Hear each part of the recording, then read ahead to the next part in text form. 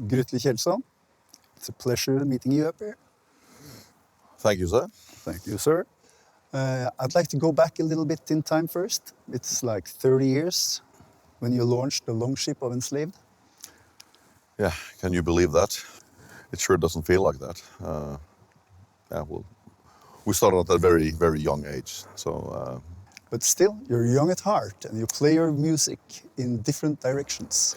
Yes, we do, and I think that's the crucial thing. We still feel fairly young, and we still, I think this is very enjoyable, and I think the main reason is that we have never put any strict rules, or we haven't been working inside any frames, so to speak. So we have always done whatever we want to do musically, and that's one of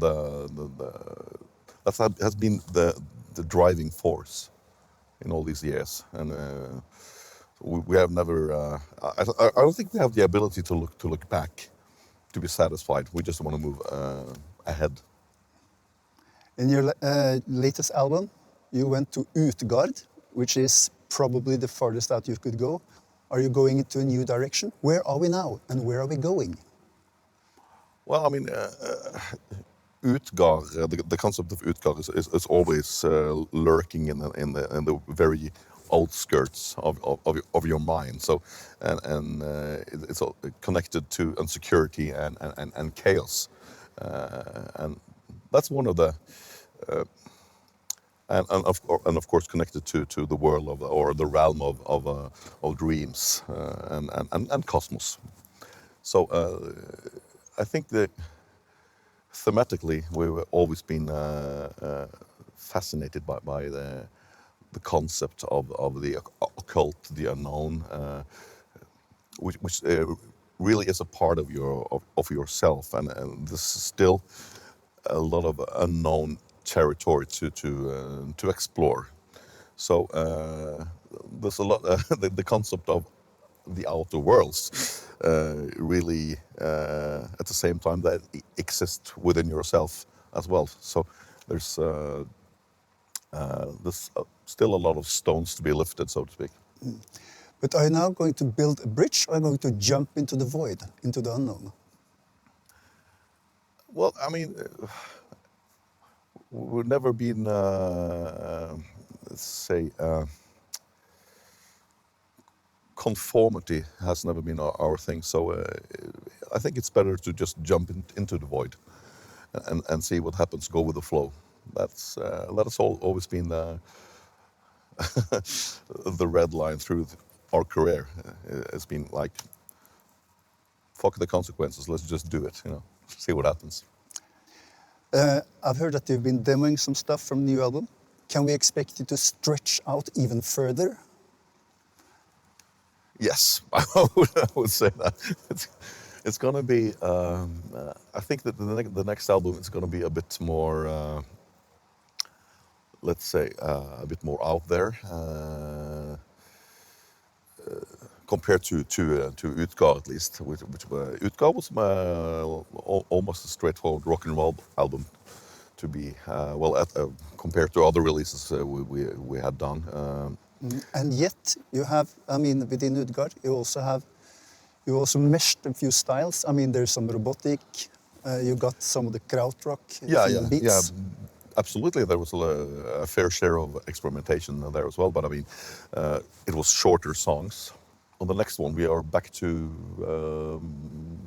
more soundscapes, longer songs. Shall we call it more into the space rock, progressive rock again? But yet still, it's going to be pretty harsh. It's still going to be aggressive hard rock. It Absolutely. won't be Tales from Topographic Oceans, Volume 4. Something like that, It's going to be our topographic oceans, I'm not sure about that, but it's not a bad album. I'm not saying. The interesting thing with Enslaved is like we don't know the direction before we are like towards the end of a recording. I mean, over the years, that we are music collectors. We are trying to, individually, every single one of us is like, we like to explore. So there's a lot of inspiration stored, like in our hard disks, So during the process of making an album, there's so much different inspirations emerging on the surface that we always ends up sounding like something completely different than the initial demo recordings. I mean, you can't even you can almost not hear that it's the same song. It changes a great deal. But we could say that you and Ivar, you provide the framework. You have the drawing. It's more like a general map, and then you have the ornamentation from the others. Has it changed within the new members? Well, I mean, the dynamics in Enslaved has obviously changed because we have some new personnel, and we nowadays we work differently as a unity, and of course the new members, Eva and Håkon, has a really strong signature on what they're doing. So, and they have a lot of input, which is very different from Heimdal and Kato. They also had their signature things and input, but I mean they were different musicians, they had different personalities, different fingerprints. Exactly. So, and of course, their fingerprints has really contributed, coloring the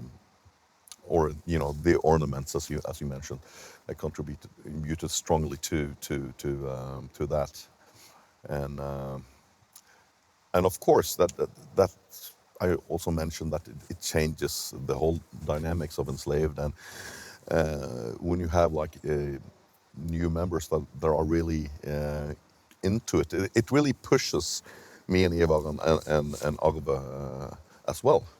So you can say that we are sort of having a revival or almost a rebirth when the new members came in, and suddenly you just think differently about music. You get a lot more input, and yeah, it's been really interesting. Recording and making Utgard was one of the highlights of our career, I would say. The chemistry within the band was really good. So on this next one, we're going to take that whole experience to the next level. Do you feel that changing the members also made Ivar you rise to a challenge to do something different? Yeah, I would say that unconsciously at least, because I mean, when you have personal changes always trigger you, the old members in one way or another, and when you bring in such talented musicians as Håkon and Ivar, you also put a challenge upon yourself, and you feel that you also have to deliver. I mean, just it really drags you out of the comfort zone, which is really healthy for a band that has existed for 30 years. That's not just healthy, that's crucial. I mean, you have to be inspired, energetic. So, yeah. No you don't get complacency. No. No. What would be the motto for your new album? The motto for the new album? If you have one, or if you could dream up one. Onwards to the macrocosmos. Or something. Or just onwards. Onwards. Onwards. Good. Yeah. How would you describe the journey you've been on? Has it been a ladder or has it been a circular motion slowly going upwards? Or like an ever downward spiral. It's hard to distinguish sometimes. I like to think of it as the ladder, upwards and onwards. But I mean, it's difficult to go.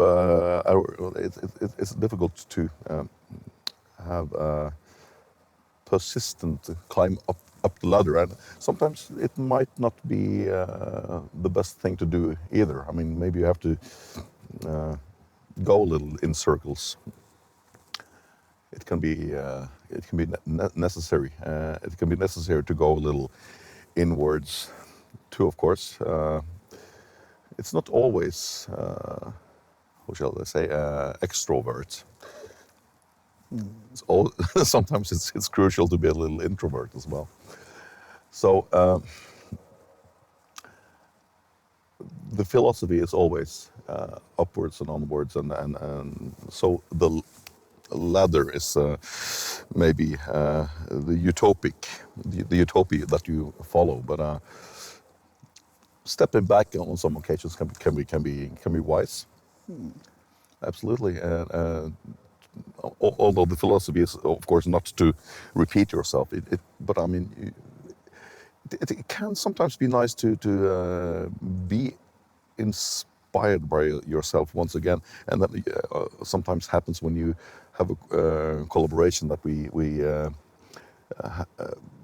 are having with a shaman elephant, the 9-man, the big band, and we play some of the old songs in a new wrapping, and suddenly you find you look upon those old songs in a totally different and a new and refreshing way, with another approach, and that can be healthy too. And as I said, you can actually be inspired by things you did. You can actually rediscover the energy, the moment from when you made those songs back in almost 30 years ago. And that's pretty fascinating. So definitely the ladder, but sometimes it's nice to step back a little or go a little around in circles. So what can seemingly be a confusion can actually be really healthy. When you say onwards, you could also say inwards. Yeah, I mean, the inwards can be both onwards and upwards, definitely. So when you, in this setting, have been playing old songs with the new personnel, which gives you a moment to step outside yourself, to rediscover the essence of your songs, how will this help you in mapping out the way forward? Well, one way is to, I mean, very often the simplicity of things is really the most efficient way. I mean, a lot of my favorite music is really, really simple or even accessible, melodic, but still very energetic. And when you rediscover some of the songs that you made, like let's say in 1992, as a song like "Slag I skogen Bottenvå," which it has become a live favorite among fans and so on. And maybe at certain points in our career we have been really. It has been a little like a janitor's work to play that song live, you know. Sure. Yeah, exactly. So when you rediscover the potential of the song in a setting like the big band with a shaman elephant, perhaps you realize that you know the simple framework of that song is really it's working really well. I mean, it's a solid, good song, and perhaps that was one of the songs that the guys from Shaman found most interesting. And it's by far the most primitive song in the set, but it's still something there, something you can build on, something you can take further. And it's like the philosophy or the approach of making a good song doesn't have to be technicality, or it doesn't have to be. Not everything has to be advanced prog rock, you know. Sometimes even punk can be the solution. Not that the song is punk, but still, I mean, it's a primitive yet fantastic song. Yeah. Which brings us to one of the surprises in your set, the Røyksopp cover, which is not a total departure, but it's a reworking. Yeah,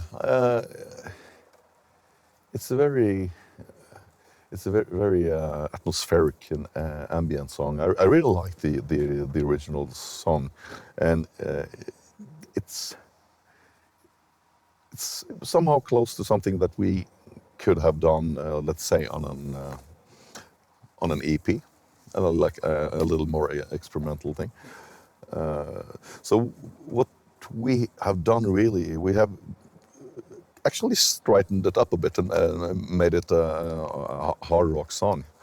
We have that's one of the songs that we have made less experimental. Well, at least when we're speaking about the cover songs that we have done. Yeah, I think it's a good version. I like to play it. And it went, if I'm not mistaken, it went like through the roof when you released it on the net. Yeah, I think, well, hard rockers tend to like melodic songs. They do. I mean, all the most popular songs we have are more or less the more accessible songs, really. So that really wasn't a big shock. People enjoy stuff like that. Can we expect some toe-tapping tunes on your new album? As I told you, we have to see. I mean, we're working on the arrangements right now, and when people are asking me about the direction of the new songs, I have to be honest and say, I really don't have any idea so far. We will have to wait and see. So perhaps and perhaps not. It might be a very, very introvert album, and might be a super accessible album. Most likely somewhere in between. Excellent. Thank you very much. Thank you. Ivar, thank you. Likewise, Harald. I would like to ask you, first of all, you are being referred to as the carpenter of this good ship, Enslaved, which means that you provided most of the framework for the albums and the songs, together with Grutle. The palette has changed over the years. Could you describe some of the changes you have been through, the stages? Yeah, that will be from my point of view, but I'm not always sure that I am the one with the best outlook to describe that, because, you know, I keep having the painting here, and sometimes I see the connections and the development very far afterwards. It happens. So In hindsight. In hindsight, yeah, a lot of eyes.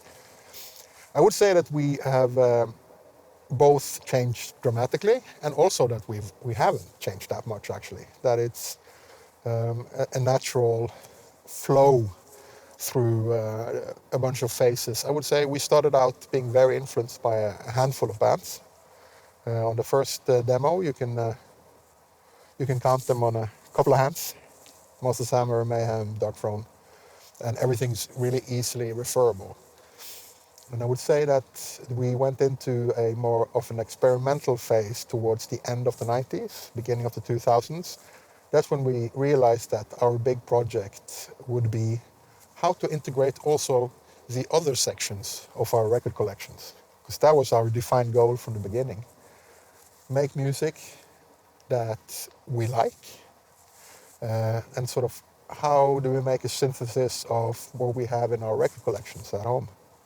So yeah, we got the extreme metal part down, and now how to get the other parts into the mix. And then I would say that the third phase, starting with perhaps Isa or Rune or Below the Lights, who knows,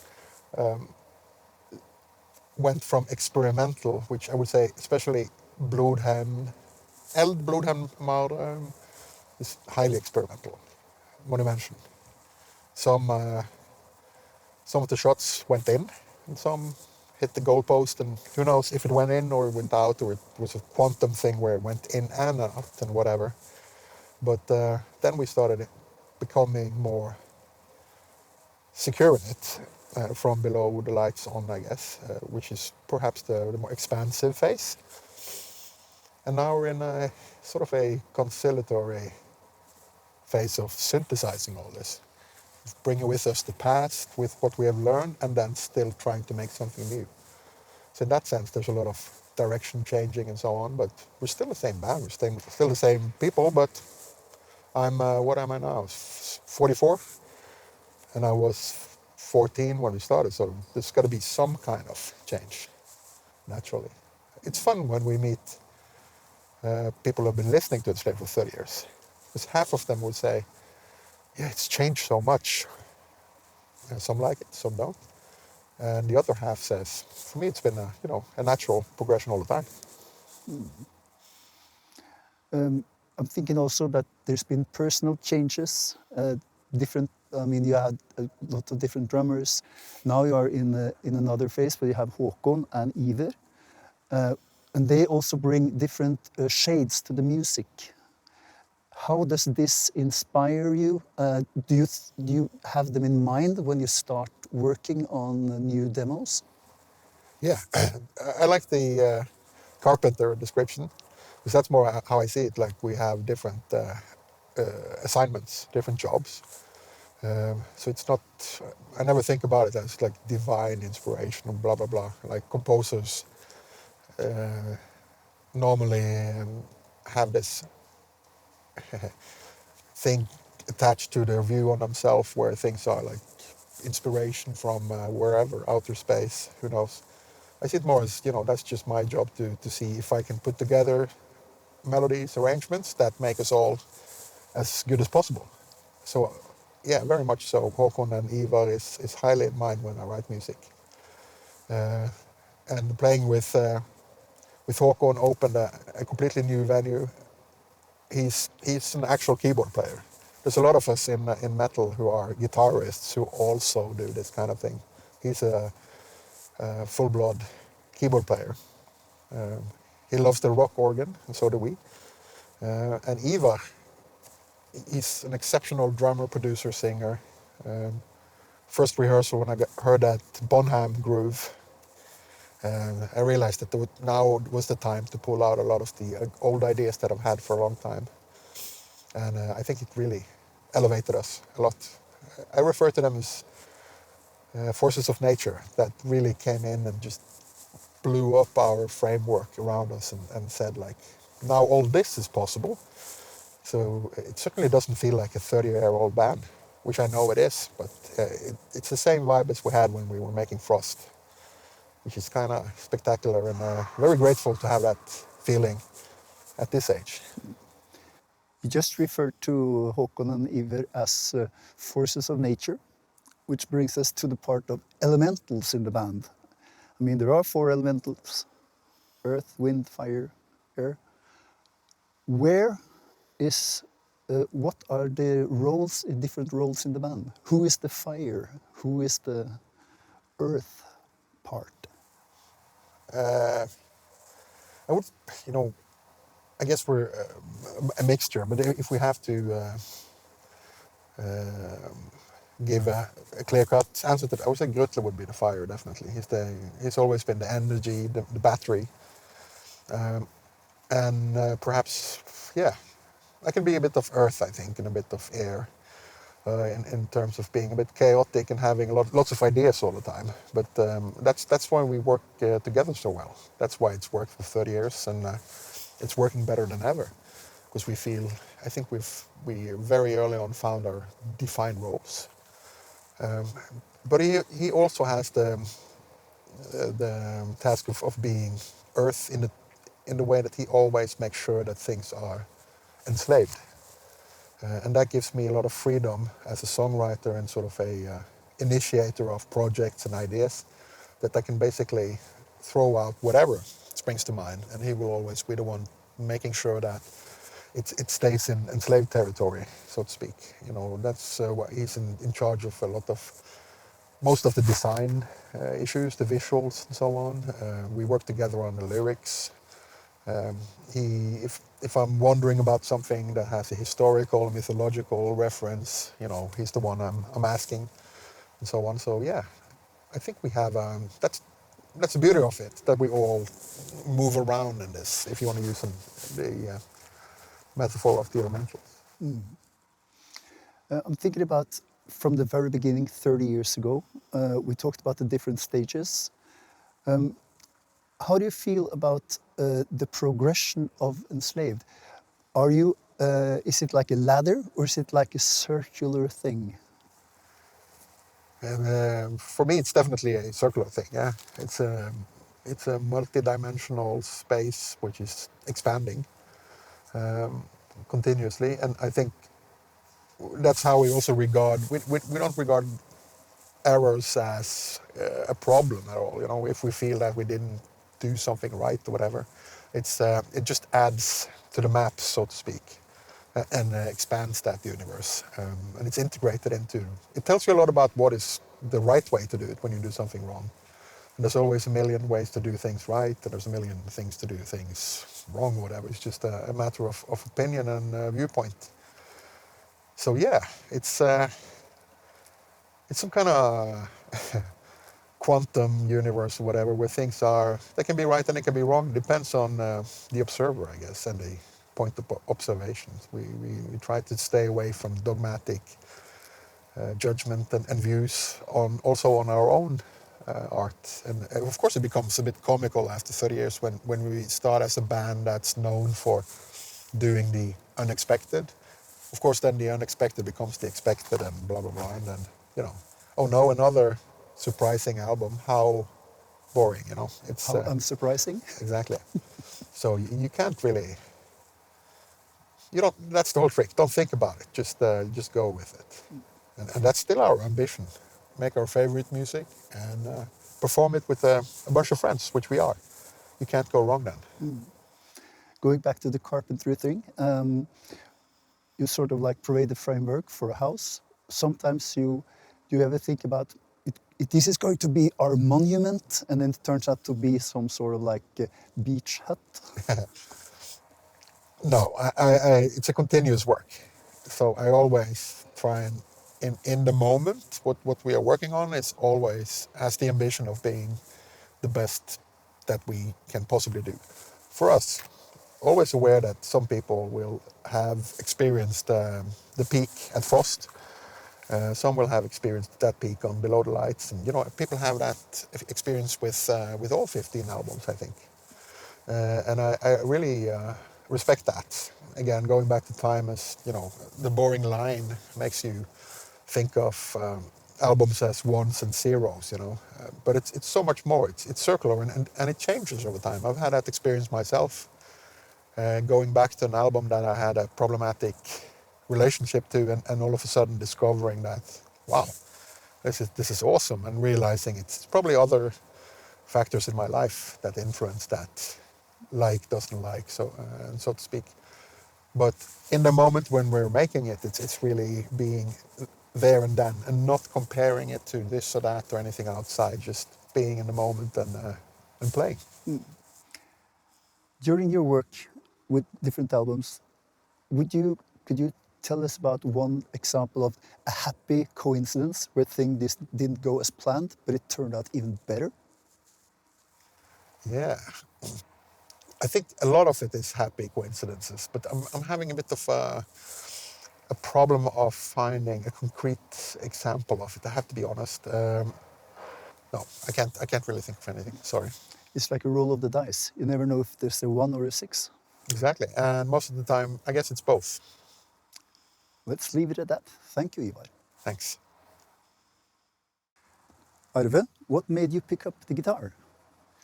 Actually, I wanted to be a drummer at first, so I started out playing the drums with some friends of mine, and yeah, I just like drummed on the toy boxes and stuff. And when they, after a while, broke, I couldn't play drums anymore. I didn't get a hold of a drum kit. So one day my father came home. He bought himself a guitar because he used to play guitar when he was a kid.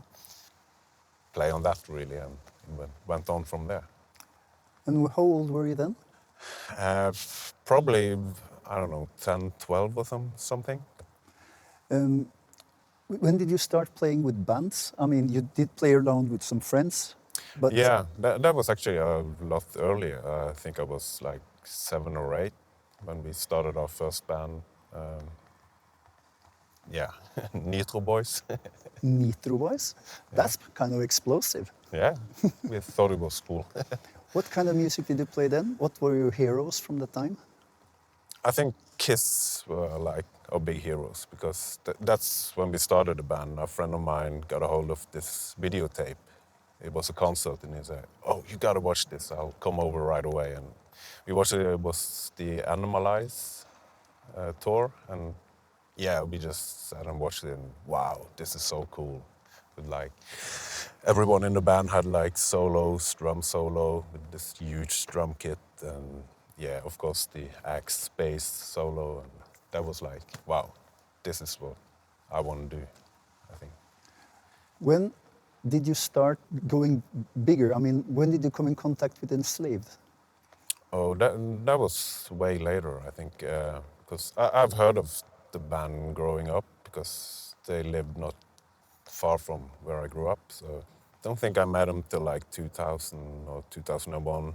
So we met basically at Garage, the rock bar in Bergen, I guess. So. How did they approach you? I mean, or did you knock on doors and, hey, I'm a guitar player, you need me? No, I'd seen some concerts of them and knew them barely, not well. We didn't like hang out much before that time. And I think Eva came up to me one day at Garage and said, "We need a guitar player.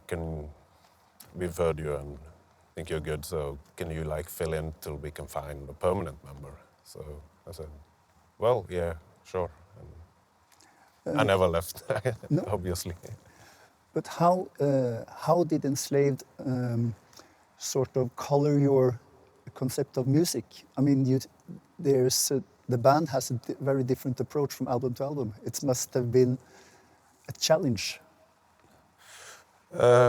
Yeah, I mean, when I first started with them, it was I think Dirge Rap, the drummer, quit like not long after. I think we did like, I don't know, 5, 6 concerts or so, and he quit. So that was kind of when I started in the band, like a permanent member. So it was only the 3 of us rehearsing, and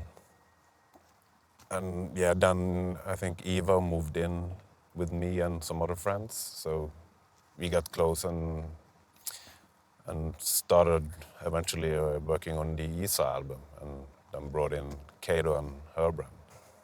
Yeah, it kind of was a challenge in the beginning, but then again, always been like interested in a lot of different music, and I think we grew up with a lot of the same bands, both like the classic rock and roll bands like Kiss, Led Zeppelin, Black Sabbath, and the more like prog bands like Rush, King Crimson, Pink Floyd, Yes. So kind of felt natural at the same time. And I also played some like more extreme metal before. So. But I think when I think about playing with the bands and during the progression that has been from from the Isa the album and up until, in what ways have they challenged you to grow or to grow into the sound? I don't know. I think I always had a lot of like freedom for like doing my parts and stuff. So it's never been like, okay, we need you to do this and this. Can you play a guitar solo that sounds like this and that? It's just like, okay, can you play something on this? And I'm sure. So they supply the groundwork, and you have the full freedom to express yourself.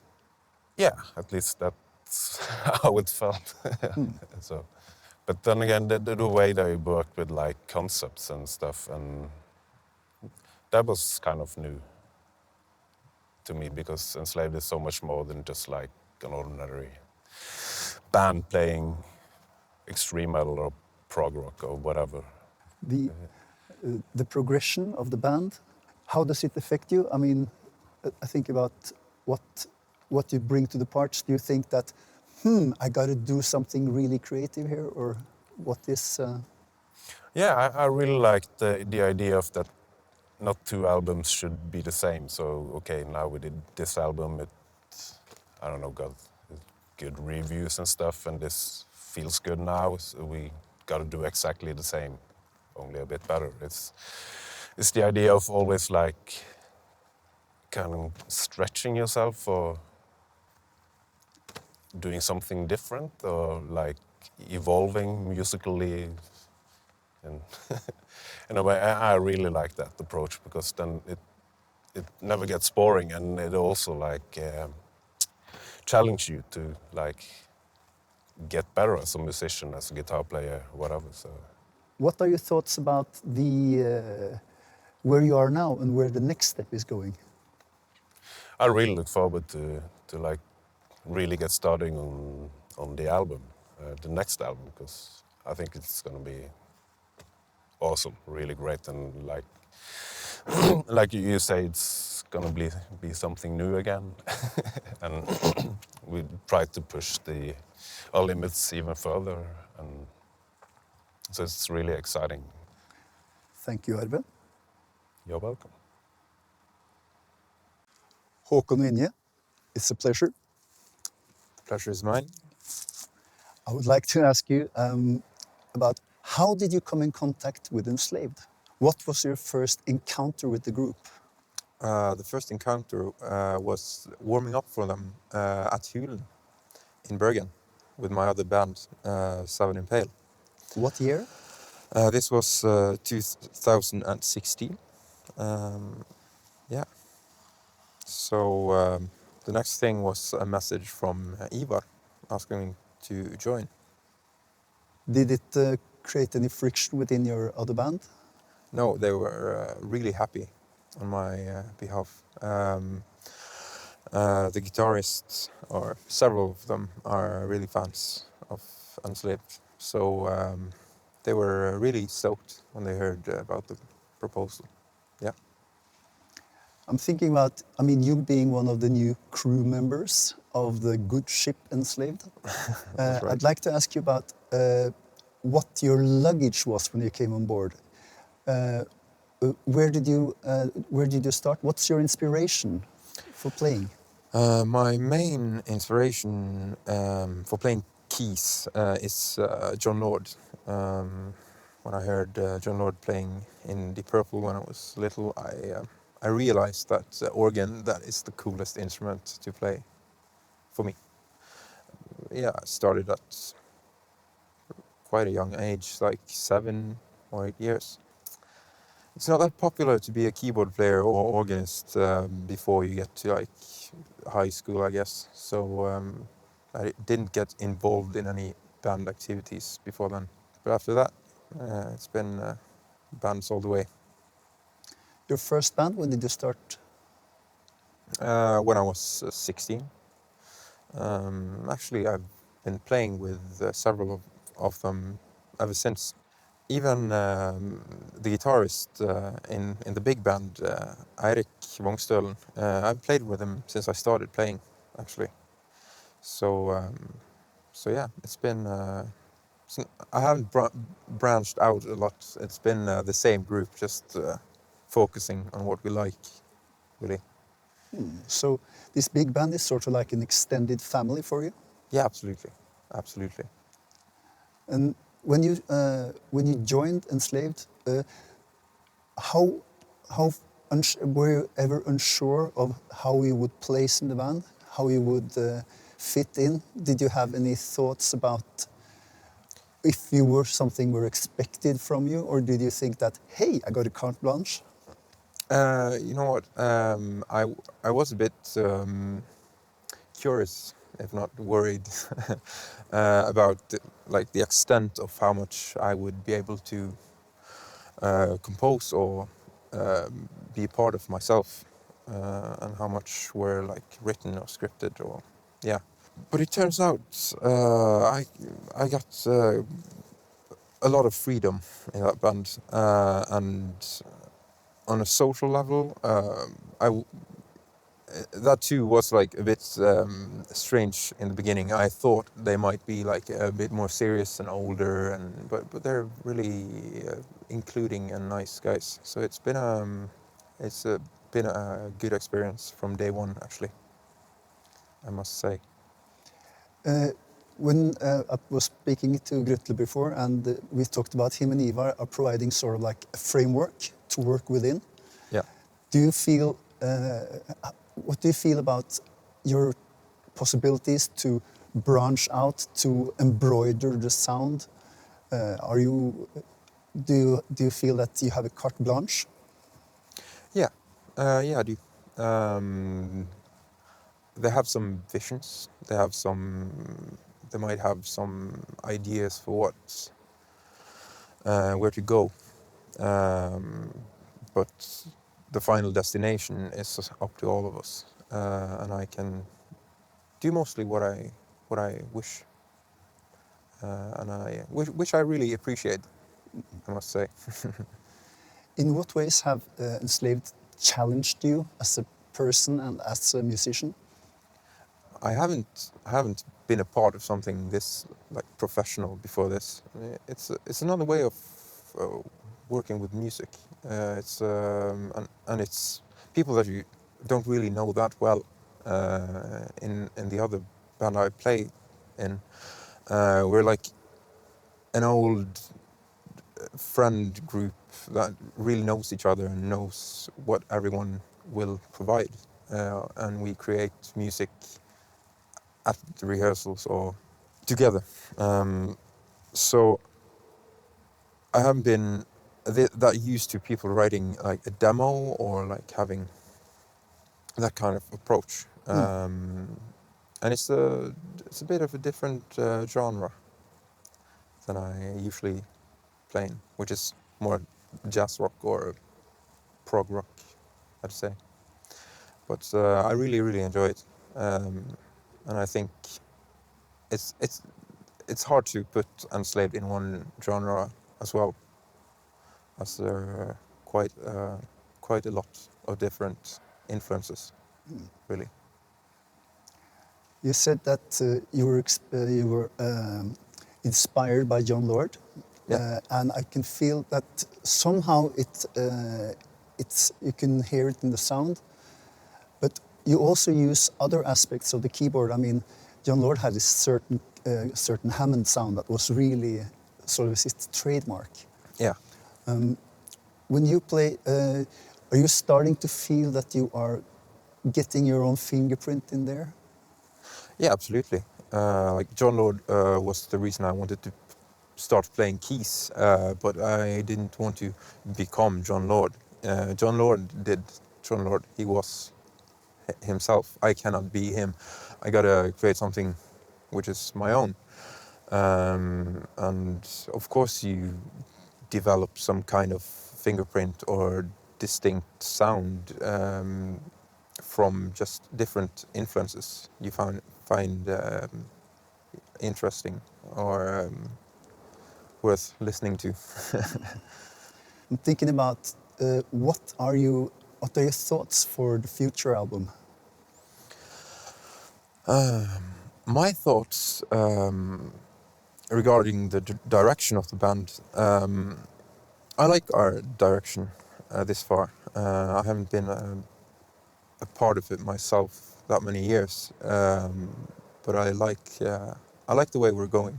I would like to keep the metal influences and nuances of it, because I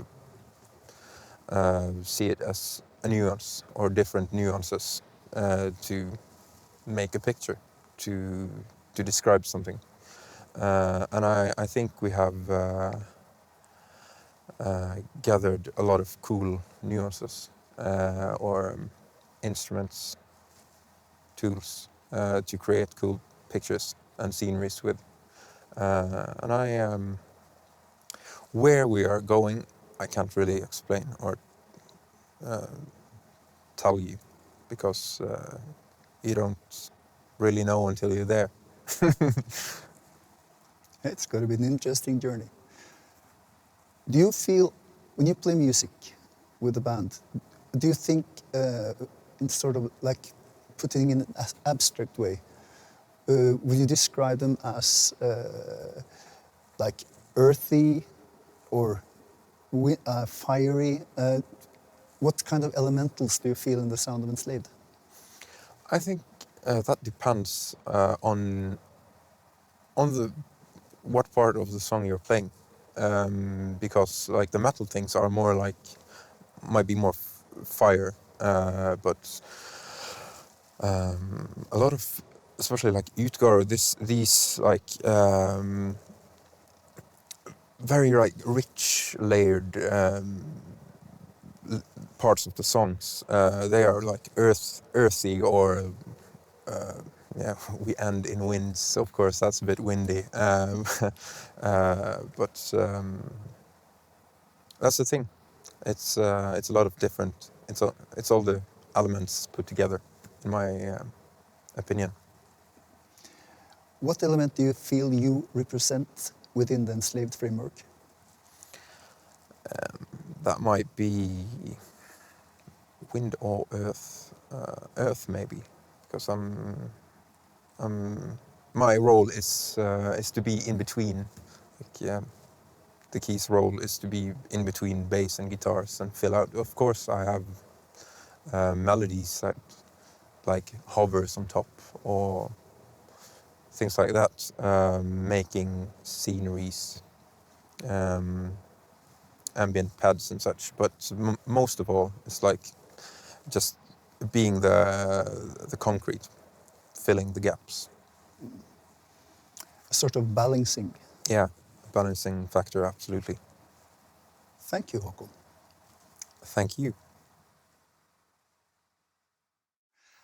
I would like to ask you a few questions about your previous, because you sort of wormed your way into Enslaved. You worked as their producer, you had a studio, you've been a hang-around, and sort of just grabbed the drum kit. Would you like to tell us about how it all started? My history with Enslaved, I guess. Well, I remember them from moving to Bergen in the mid '90s. We must have performed with my band at the same kind of battle of the bands ish thing, a tribute concert to something at the legendary Garage, sometime in must have been '97, '98, something. That's probably the first time I heard them, and then gradually we became friends around I guess '99, 2000. I remember Ivar being very enthusiastic and supportive of the band that I was in, and still in at the time.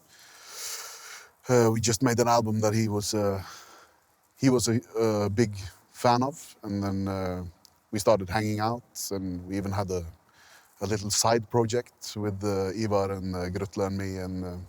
Trina Kria. No, it was actually Before? It was before that. This was something that never materialized out of the rehearsal space. But it was kind of in the dark era of Enslaved, where they were trying to find out what to do and trying out, I guess, different things.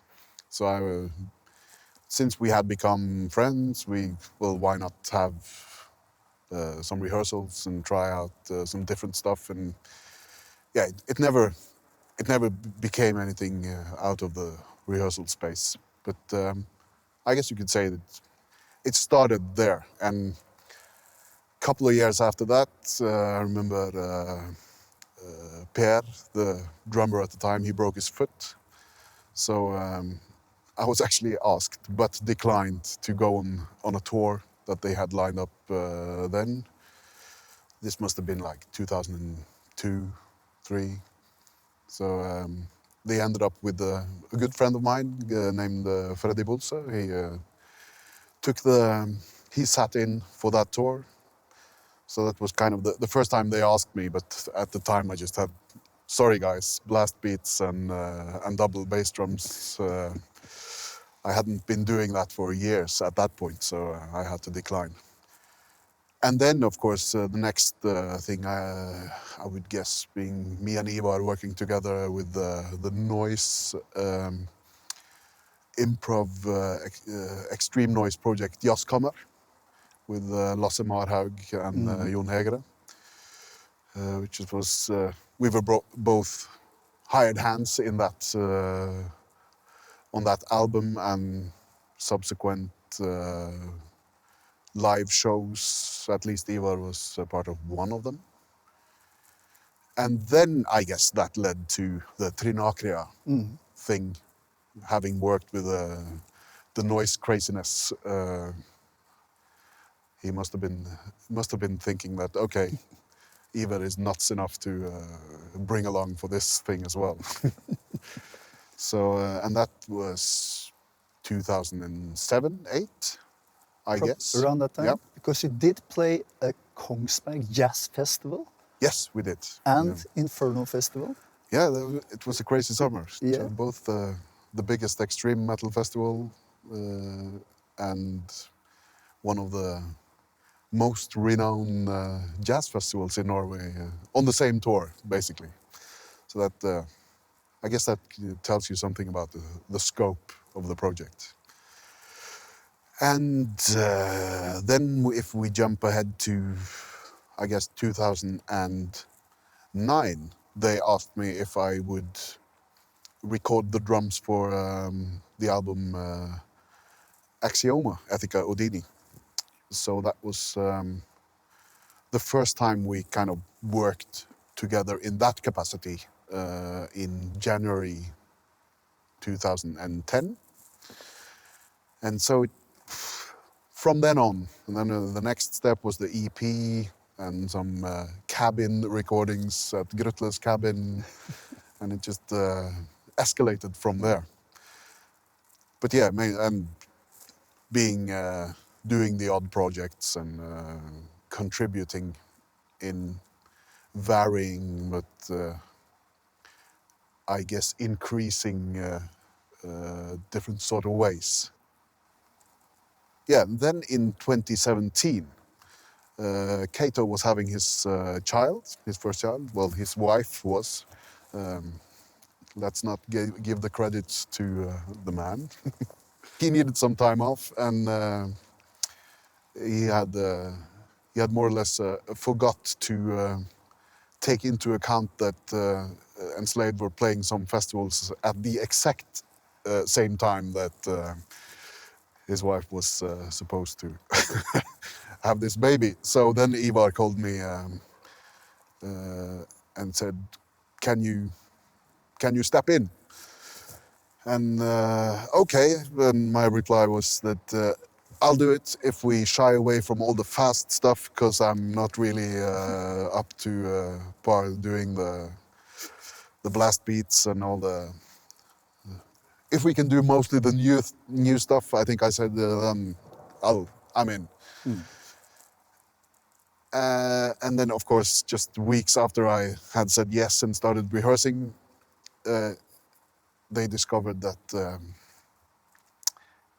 Kato, his wife was supposed to have the baby on the very same date as Beyond the Gates Festival, where they were supposed to play the whole first album in its entirety. So then I was stuck with that. With the blast beats. With the blast beats, yes. So there had to be a bit of woodshedding to put it like that. But anyway, that went well, and Kato was back full on for the tour, for the next album, and everything went well, I guess. And Håkon was in at that point. I actually did the audition with him. Was purely me and him in the studio. You and Håkon? yeah, his audition was recording um his parts or Heimdal's parts on top of a live recording that Ivar supplied me with. So it was more or less me talking and working with him and just also being part of the decision. Okay, can he make it? Yes, of course he can.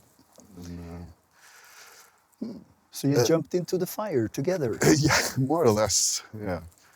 When did they offer you to be with the band permanent? I mean, you being their favorite stand-in.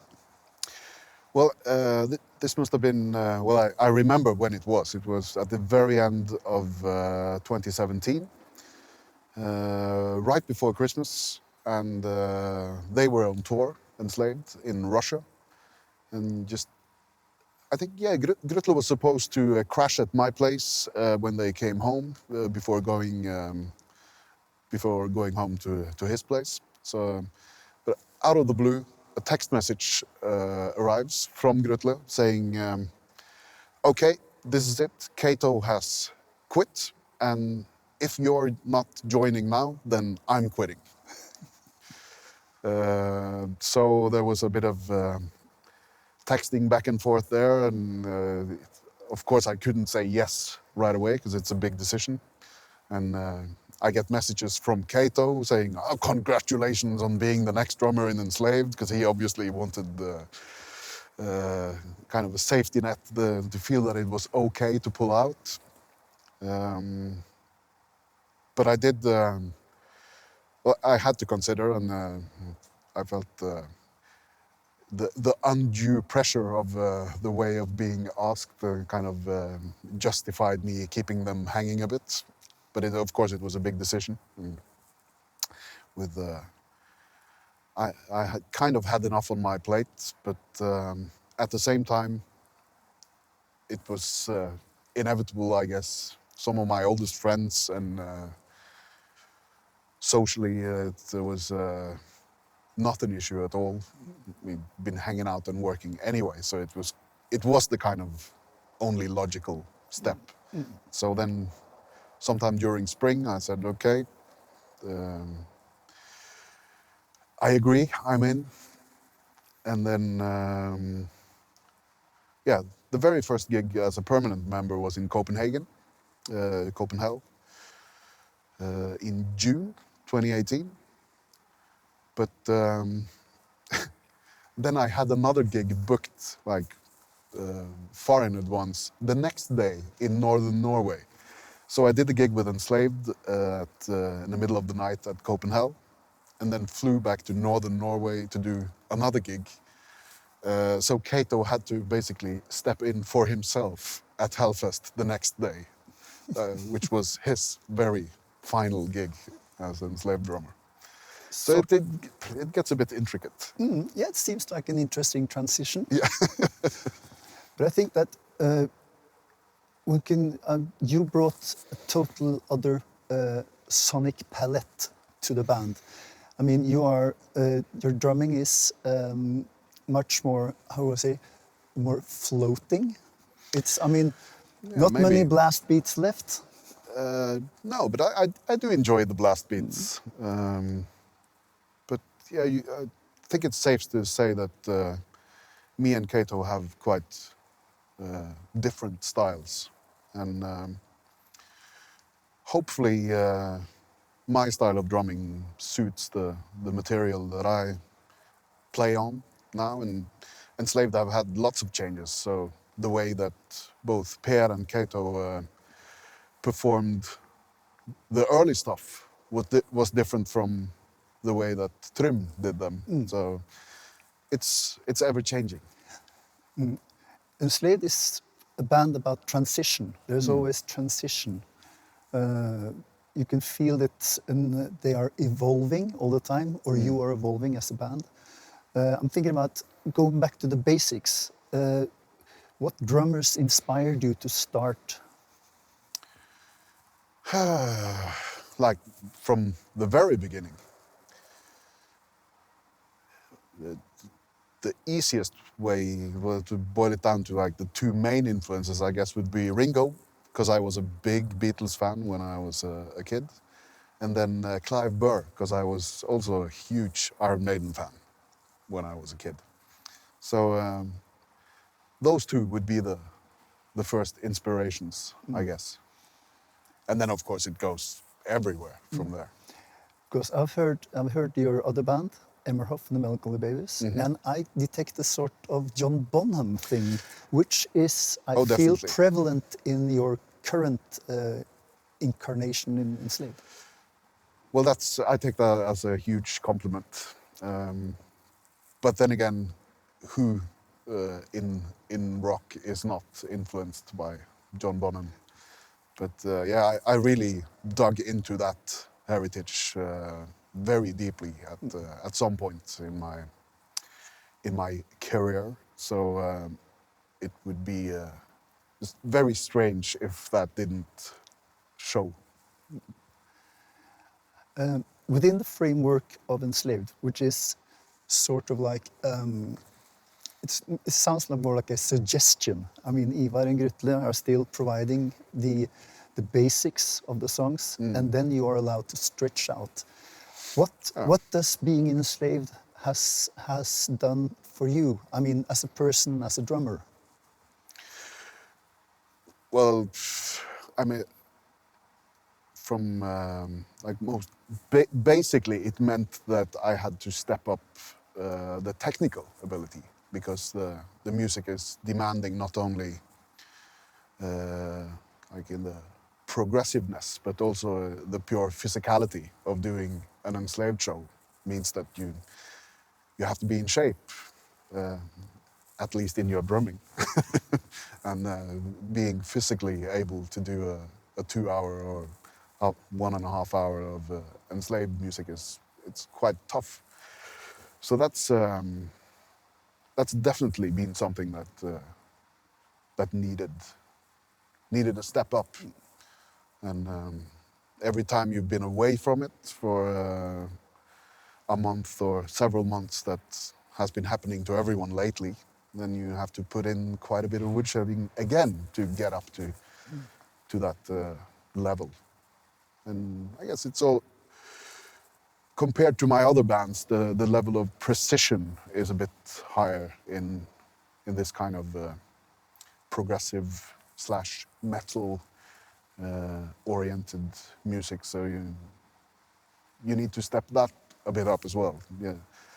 The looseness of John Bonham, yes, but you also need a more modern precision, I guess.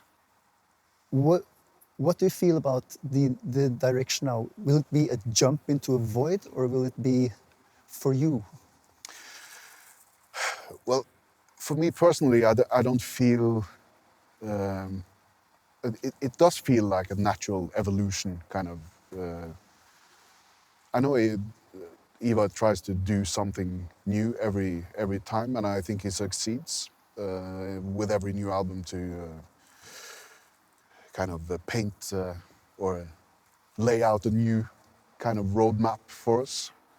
And but it does feel like a natural evolution, because we all kind of see where he's coming from with the ideas. It's not like it's totally left field if you're involved in the process. And also, I think he definitely writes for the ensemble at hand. So then he tries to come up with parts that both me and Håkon will be able to evolve on, or bring our hopefully individual execution of those ideas. Sort of like comfort and discomfort. So Yeah, both challenge us and like this is your kind of thing. You just I know you feel at home in this groove or in this tonality.